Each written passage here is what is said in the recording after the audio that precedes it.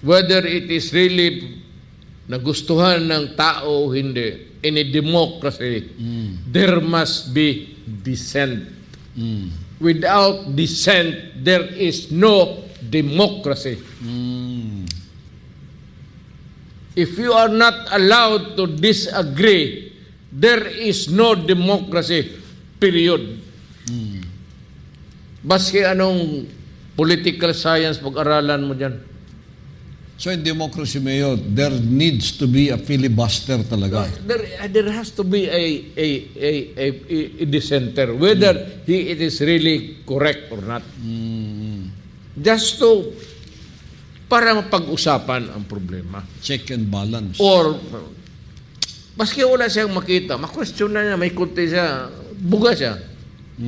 Well, if mali siya, it is his sarili niyang responsibilidad yan. Pero ako, wala akong, never been with the administration. Not even chorus time.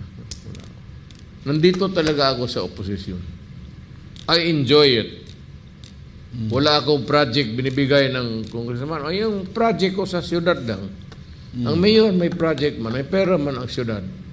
So may sarili akong ano. I never crave for any other project na galing sa Congress.